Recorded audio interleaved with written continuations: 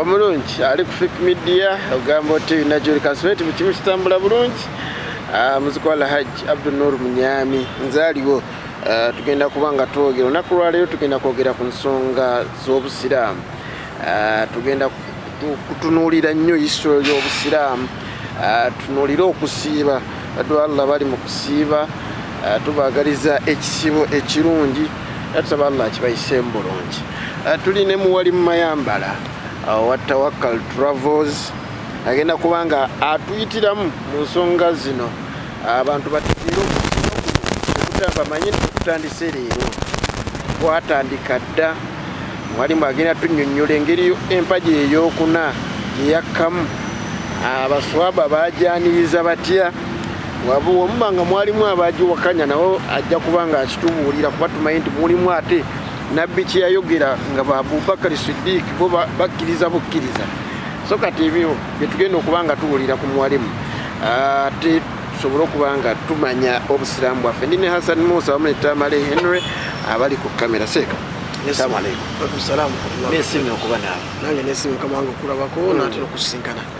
nange n'okubeera ku Fake Media mashallah taala nesiimi nange okubaako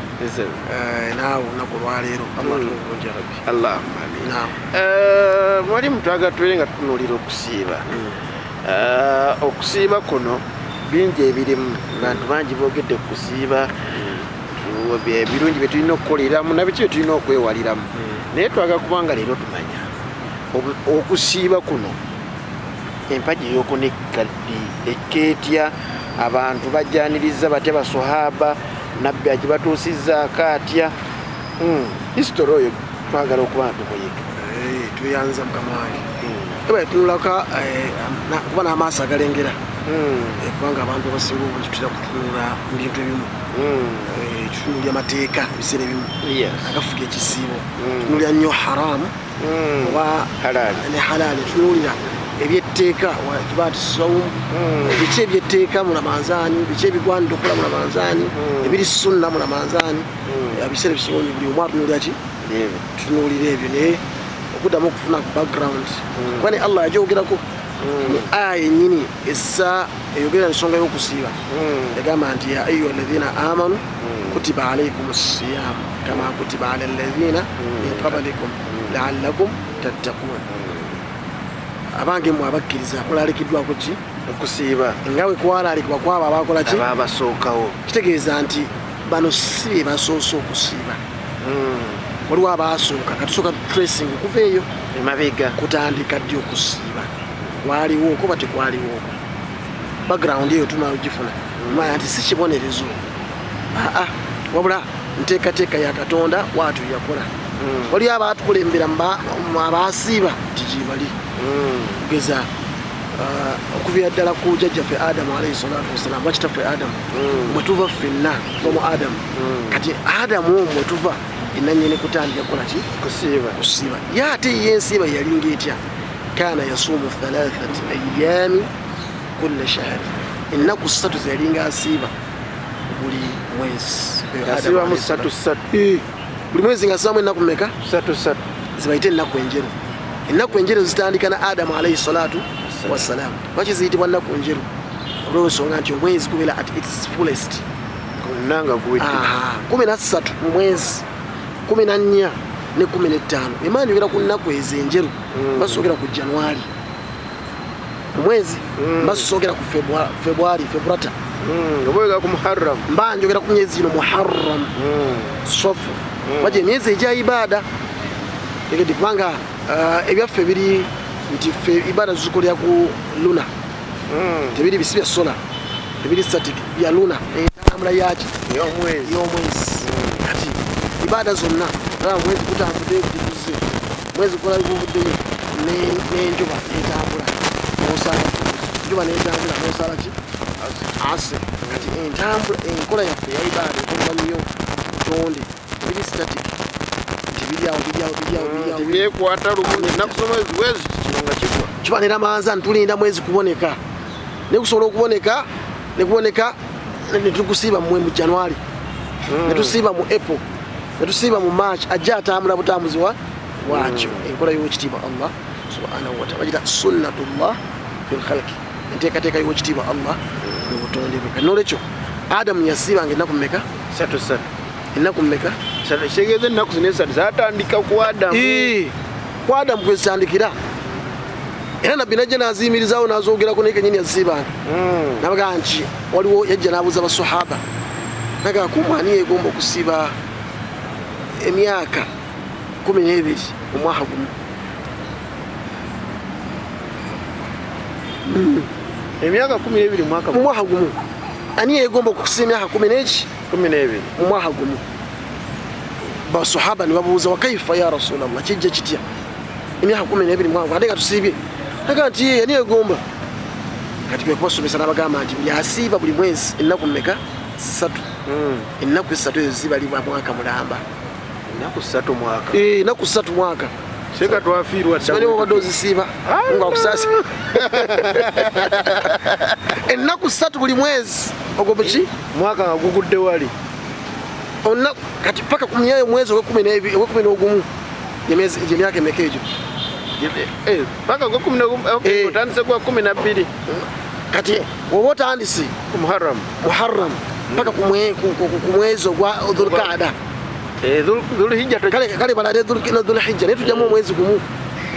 wala mazani tumusiiba yenna mulamba kati emyezi gino 11 tegete minus Ramadhan egyo emyaka 11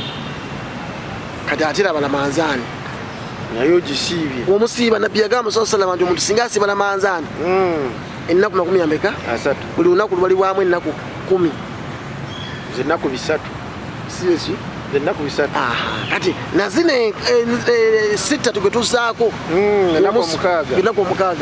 byenwaka bulimu ennaku 3 mu 6 eza ono osiibye omwaka newali emyaka 11 gye 12 nabbi kyebagamba abasahaba nti ani yegomba okusiiba emyaka 12 mwaka just a single year osiibe emyaka 12 ekyo bulaba mbekutte ku sunna y'okusiiba ezennaku ki so Adamu yennyini kutandika kusiiba nnaku mmeka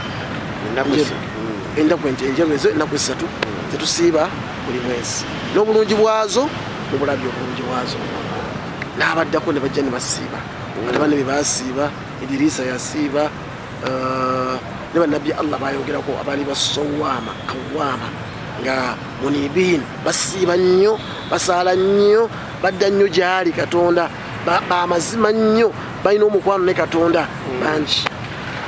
okusiibulawo kwaliwo kuliko kwa Dawuda kwali kwa kusiiba nga yo asiiba olunaku n'asiiba enta n'alya enta n'asiiba waakyo n'alya n'asiiba ogenda okumaliriza mu mwaka mulamba asiibemu emyezi 6 gye bayita suyamu Dawuda Dawuda kati okusiiba nako kwali kukulu nnyo era kwa bbeeyi era nabbi sallallahu alayhi wa sallam yatukubiriza nnyo okusiiba kwani kwa Dawuda kulaga omuntu nti mwetoowaze eri Katonda era nabbi yakusiibanga sallallahu alayhi wa sallam nga leero asiiba enta n'alya n'abakulembera bakusiibanga kubanga yali asiiba Dawuda eri musajja nga yadda nnyo eri Katonda enjala eno emenya okumenyamenyamu abantu nobanga obadde mawale nolangira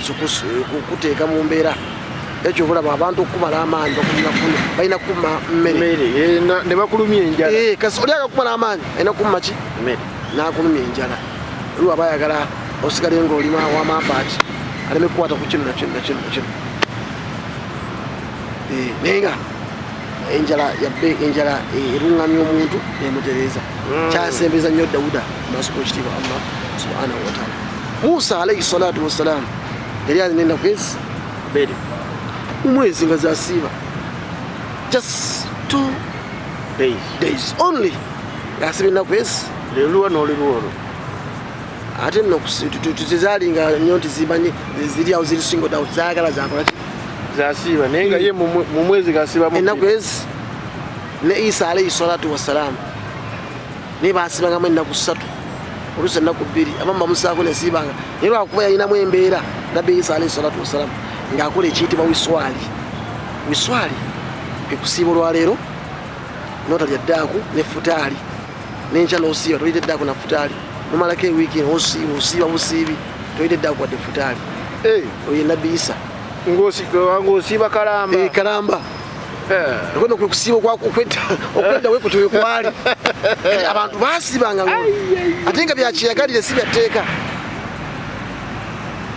ngosiba lwa kweto wazire tekwali ko kubonereza ikuntasibye